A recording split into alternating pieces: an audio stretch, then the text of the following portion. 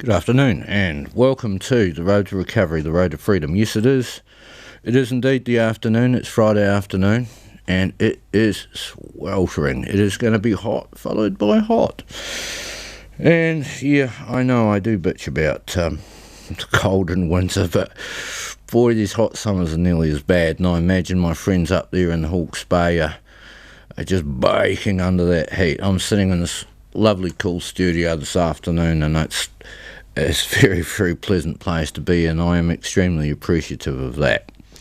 I'd also like to say hello to all my friends out there in the Wairarapa, those I know, those I've yet to meet.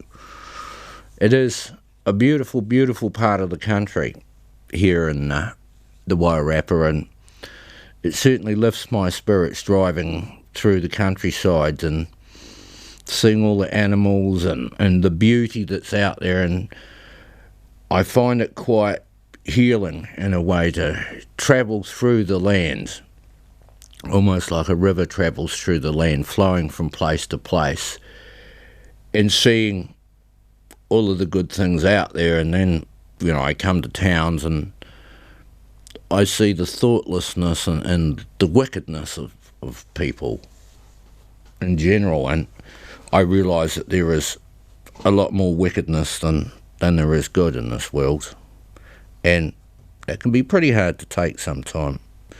Now, everybody says they can remember where they were the day that John Fitzgerald Kennedy was shot. I don't.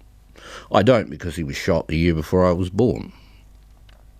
But he was quite an amazing man, and as I grew up, I got to learn a little bit about the president that everybody loved. Maybe not everybody, but most of them anyway. And John Fitzgerald once said, and I am paraphrasing here, but he put forward the notion that our actions are like a stone thrown into a pond. The ripples of our actions radiate outwards to the rest of the world, and I truly believe that. I have seen for myself how my actions affect others, good and bad, and it is very encouraging to see when you can sow a germ of an idea in somebody's head and see them change for the better. It is one of the most rewarding things that can ever happen to somebody, to improve the life of someone. And that's what I want to try and encourage people to do. My show, The Road to Recovery, is about suffering from mental health issues, and this isn't just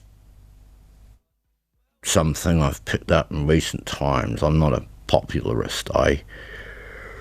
I am a trailblazer, I guess. I've been doing this for many years now, with the help of Michael and Veronica here at Arrow Radio. And I do what I can to make a difference. I don't get paid for this. In fact, it costs me to do this. I have to sacrifice to bring my thoughts to the general public. And that's fine. I don't have a problem with that at all. In fact, I feel very privileged to be allowed an opportunity to speak my mind, and I am mindful not to get too carried away. I get a little bit enthusiastic sometimes, I know, and I even swear occasionally, but in general, the purpose of my show is to help people suffering from mental health issues, but also to make a difference in society. I think the world needs that more now, far more now than ever before. And we are encouraged by the media to be selfish, to be grabbing. We are constantly pounded with hurry, hurry, rush, rush, buy now, get this, bigger TV. A mate of mine bought a 65-inch TV the other day. This thing was massive. And I said to Arch, I said, hey, mate, you want to keep the box? save you on a coffin. They could bury you in that thing. And it just struck me that, when I was a kid, we had this chunky box at the end of the room, and we would sit there and stare at it. And now these things, they're the size of the wall themselves. And this kind of excess that we're encouraged to, this selfishness, this disregard for others, seems to be something that is becoming more and more part of our culture as a people. And those societies which impress me most in the world are those who look after those least well off, those suffering, regardless of money. It is not about money. They look after the poor because they consider them to have as much right as anybody else. However, in this country, we tend to look down on poorer people, on mentally ill people, as somehow lesser than others. But it does not limit you, not at all. It doesn't make things easy, suffering from depression or bipolar or whatever you might have. It doesn't make it easy. It makes it a lot tougher, but it doesn't mean you can't achieve. Even men like Winston Churchill suffered from depression. He used to call it the black dog that sat on his doorstep, watching him, staring at him all the time. And he had trouble sleeping, and he used to drink a hell of a lot. There was one time when Winston was at a party, and this woman was disgusted by how pissed he was. And this woman said to him, "You, sir, you are drunk." And Winston, quick as that, replied, "Yes, my dear, I may be drunk, but in the morning I will be sober. However, you will still be ugly." I love that, So, Winston suffered from depression, and many other great people did too. And they were able to achieve great things despite their encumbrance. And sometimes you just have to carry the heavy load. What I do to help myself is I get out. I never used to. When my depression was at its worst, I wouldn't move from my room, not unless I absolutely had to, just to go to the toilet and occasionally have a shower and maybe a bite to eat, but not very often. I would go weeks hardly eating anything at all. And the trouble with doing something like that is that the walls start to close in on you and you feel trapped. The funny old thing is, as soon as you make an effort to get out, you think, why on earth didn't I do this before? It just seems so obvious that that's what you should do. But when you are in the midst of depression, it is very, very difficult to see any way out. And that is why it is often good just to talk to somebody. Not necessarily about depression, but just talk a little bit. You don't have to get too deep about it. But what it does is it makes you think of other things, of other ways, of other things that you might be able to do to help yourself. And that can be very cathartic. It can help you very much in finding ways to overcome your problem. Sometimes you go under, sometimes over, sometimes round. Whatever way you got to do it. Sometimes you just got to smash through the bloody wall, and it's what you got to do. There is always a way. And the thing that breaks my heart more than anything else is the number of suicides that we have in this country, and especially of young people. And a lot of them, they take their lives because they are mentally ill, and they feel there's no way out, no escape from their trap. I tell you now, there always is. There always is. All it needs is one person just to help them turn around and see things in a different light. And we, you and I, we can We can help those young people. We can save them. We just need to let them know that they are important and we do care. And I would love to see our suicide rates drop. I would love to see that in my lifetime, to think that we could get everybody in this country to understand that the pursuit of happiness is not just a goal, but a right of every person in this country, regardless. I hope we can make a difference. I hope I make some kind of difference, and I'd very much like you to share my ideas and thoughts with your friends and maybe talk about this and make it a conversation that we can all engage in about how we can do something for our society, for our country. I love this place. I really love this place. And I think the people are mighty fine people. Kiwis are kind, generous people. But when the pressure comes on and there's stress and there's busyness and there's rush and push, we forget all those good things. And we tend to just grasp and grab for ourselves and forget about our fellow man. And that's a damn shame. I would like to think that we could start this conversation and turn this country into a better place. Right, I've got to crack on with today's story. Part of my show, my stories. This one is for a friend of mine, for Quentin. And this one is called Travels in South Africa. I lived in South Africa for the reign of the last two white presidents, Pik Botha and F.W. de Klerk. In 2 years I travelled down the garden route of the East Coast, back up through the middle to Johannesburg and Pretoria. What struck me in the first few days in Johannesburg was the armed soldiers standing on every corner of every governmental building. I felt great unease at the sight of machine guns in the hands of young men. Racial segregation was still apparent everywhere, from the all-black labouring gangs on building sites to all-white industries like the legal system. There was a sense of nervousness and civil unrest, with the neighbouring Soweto slums splitting at the seams. There were constant reports of killings and rallies at funerals for political radicals. Nelson Mandela was still on Robben Island at the time I arrived, but it was obvious he would soon be released. That would be the catalyst for true democracy and the end of the current apartheid rule. It was obvious the country itself was not ready for all the changes that were about to happen.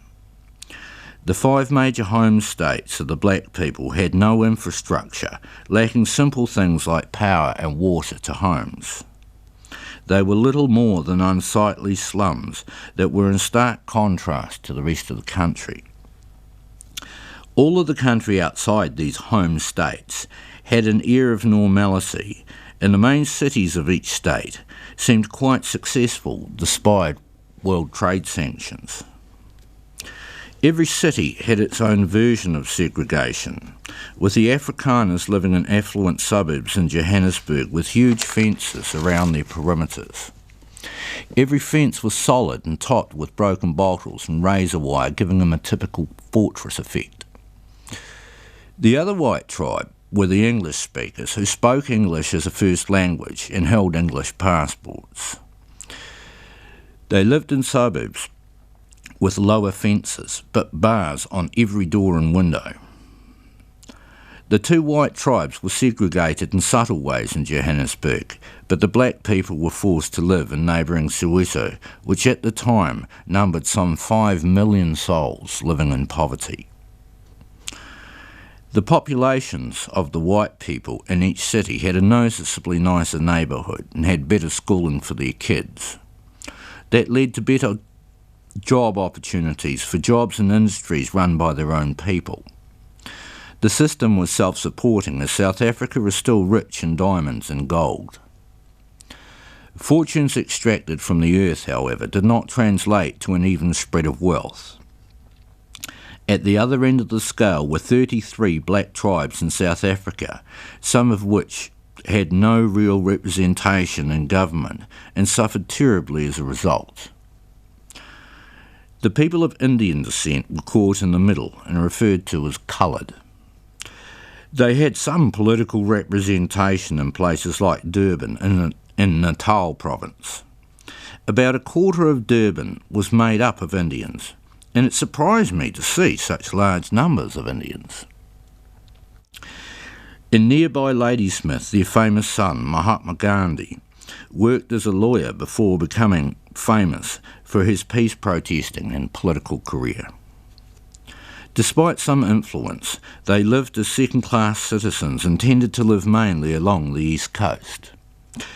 In Durban, there are some 11 kilometres of beautiful coastline with wonderful beaches all the way round. In the middle, on the wealthiest section of the strip, were two beautiful skyscrapers, the Maharani and the Ilangeni. One had a glass lift up the outside of the building to a nightclub at the top. Despite its political isolation, places like Durban, with its massive port, managed to thrive. Apartheid had a weaker hold on the population of Durban as opposed to Pretoria and Johannesburg. It seemed to lessen as we headed south and away from the political and spiritual homeland of the Afrikaners. So it seemed to hold true as we pulled into Cape Town with its incredible Table Mountain and Lion Rock. Cape Town itself seemed far more at ease with itself, with far less obvious segregation. We booked ourselves an apartment in the Green Lane area of the Cape and returned to take the gondola ride up Table Mountain, which is a flat plateau. The view from the top was simply breathtaking, as the mountain offered a 180-degree panoramic view. It felt like God's window on the top of the world from up there, and reminded me of the Drakensberg Ranges and its spectacular views over the city below. No matter which direction you look at in this beautiful city, Table Mountain dominates with its awe-inspiring presence. Cape Town had some decent nightlife as well. We found a place called the Pig and Whistle, which was a great place to feed, then drink and dance to a local rock band. We had a great time there, drinking and dancing on the tables, as was the custom there. There was a noticeable lessening of segregation here too, with all races allowed on the same buses and some of the same beaches. Even so, there was talk of the local Cape Malay people suffering poverty and squatter camps springing up on the outskirts. In all our travels around southern Africa, Cape Town was probably the most relaxed and free from the political plague that apartheid had become. Its great beauty is icing on the cake, and it is a place that stays long in the memory, as it must rate as one of the most beautiful cities in the world. Altogether too soon, we headed up country from Cape Town to Stellenbosch, through the Little and Great Karoo to Kimberley. The famous diamond mining town features an 11-kilometre hole in the ground, and the area still produces diamonds to this day. The area also features some particularly fine vineyards, and we were treated to some wonderful wine. Even so, there was a marked difference in the political situation as we drove up north. By the time we reached the Orange Free State, we were back in the old South Africa we had witnessed in Pretoria and Johannesburg. It was strange to witness different versions of apartheid in the one place. All of the country was in a state of permanent change, like it or not. The last two successive white governments realised they were little more than night watchmen, waiting for the new South Africa to be born. They mainly concerned themselves with trying to keep law and order, and stopping the country from spiralling into war, as so many of its neighbours had done. One of our more interesting little adventures happened in Durban, when we went to the Currie Cup rugby finals. Standing out as Kiwis meant we met plenty of people interested in our journey and our impressions of the country. They were wonderful hosts, and one guy, Dave, offered to introduce us to a rugby-mad friend, Api Kitching, who lived with his family under a local stadium. He took us from Kings Park to Parks Rugby Club to meet Api, who immediately asked the four of us to stay with him and meet some friends of his. Api, who was Afrikaans, and his wife, an English speaker, were wonderful hosts and lived in an amazing flat built under the stadium Api looked after. We stayed for a few days before Api took us out to the countryside to Potenzi to meet some friends who grew oranges for a living. We didn't know what to expect and were amazed to see orchards as far as the eye could see in a valley serviced by a large dam they had built for themselves. We were taken to the homestead of Zol Ferreira, a descendant of Portuguese and Afrikaans who had carved out an oasis for themselves in very harsh land. As well as oranges, Zol had an ostrich farm for extra income. Another relative and neighbour kept antelopes for local consumption in local braai fests or barbecue feasts held for all the local folks. The first day and night we stayed there, Zol turned on one of these massive feasts for the four of us. All of the neighbours from miles around came over to meet us, and it turned out most of them were related. They lived in their valley pretty isolated from the rest of the country in a small microcosm of South Africa. Whilst there we met a relative, Espi Ferreira, the richest of the orchardists, who invited us to come over and visit. He owned a massive orchard in the middle of the valley, along with the local packing sheds, the bottle store, and a few other shops in the small village he and his ancestors had built. He also had many black folks working for him, and their families lived on his land in very primitive conditions. The orchardists there could not see why the black workers should live any differently, despite the massive contrast in their lives. Even so, the orchards were heavily armed in case of civil uprising. They were very isolated in Potenzi, and almost all of them belonged to the Dutch Reformed Church and are staunch believers. We stayed at Zolf Ferreira's place as they had plenty of room, with servants to help run the place. It was very strange for me to be waited on by maids, but they seemed very happy with their situation. There was also plenty of land and hills to explore, and on our third night there, we headed up the back of the property to catch some live game. The idea was to spotlight the antelope using utes, then to herd them up and jump off the back of the utes and rugby tackle them and tie them up. It was a dangerous exercise jumping off the back of utes at some speed, so it was left for the black folks to do. I joined up with them in the back of the ute, and soon we were jumping out to tackle the poor panicking antelope. A few guys got quite badly banged up, and we managed to capture 3 female buck, which were trussed up and transported to a local farm. I was surprised that everyone took their situation in life without question or complaint, but that was how they had grown up and had never known any different. Even so, it was difficult to talk to the black folks living in Potenzi, as they did not want to offend the white orchardists who employed them. It seemed there was little option for them, and schooling was a luxury not afforded them. I felt sad for them, as I could not see that any form of democracy would change their lot. This was the case in much of South Africa, and no magical wand of political change would free people from their predestined place in society. The black people living in Potenzi seemed to care little for the change about to happen, and it was obvious that significant change would happen a generation at a time.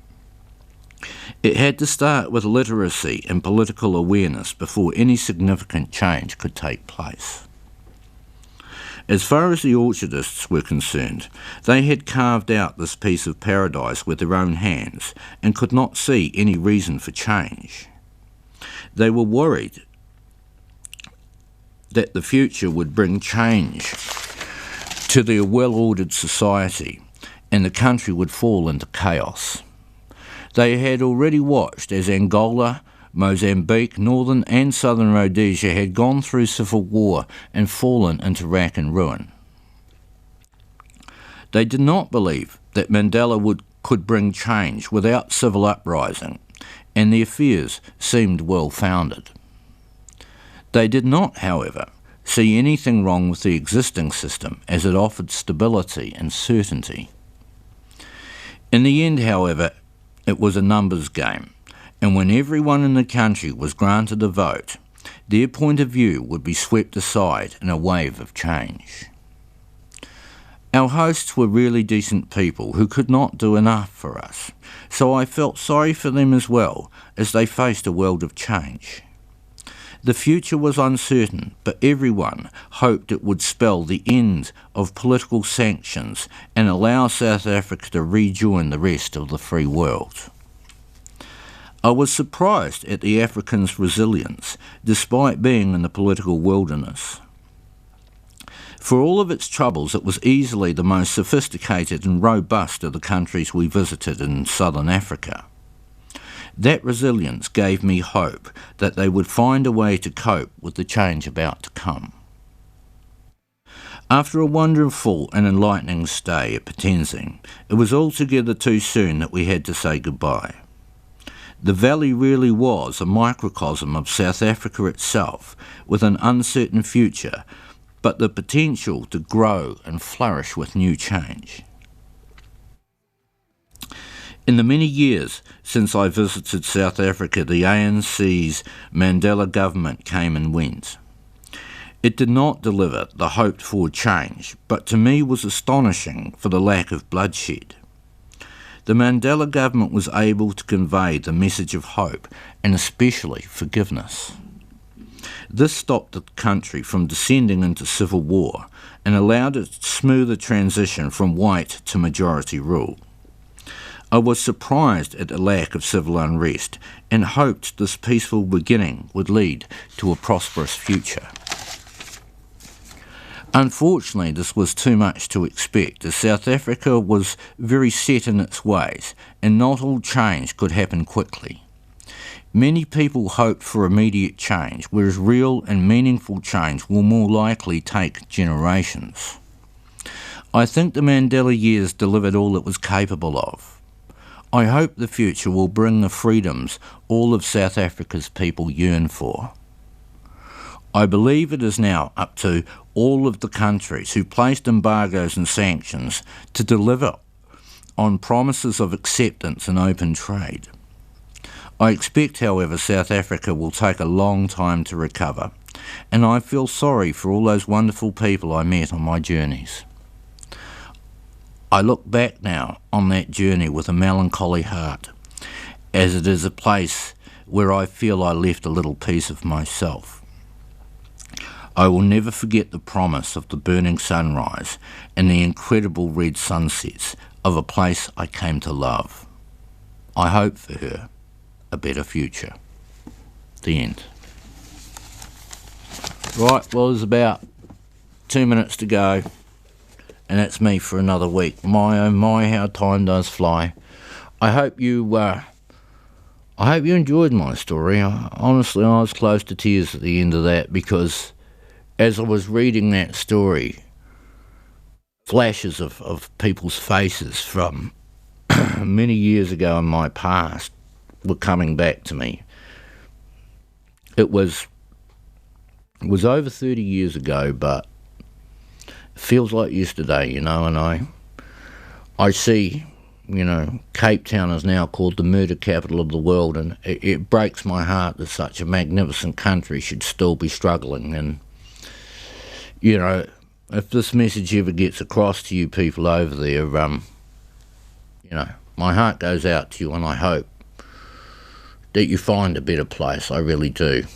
South Africa is one of those places where, man, as a young man, you truly know you're alive when you go to a place like that. They are wonderful, wonderful people, all of them. The Indians, the Zulus, the Kwazus, the Xhosas, Afrikaners even, all of them, English speakers a lot, hell of a nice people, and a wonderful, wonderful country. So it was nice to be able to bring that.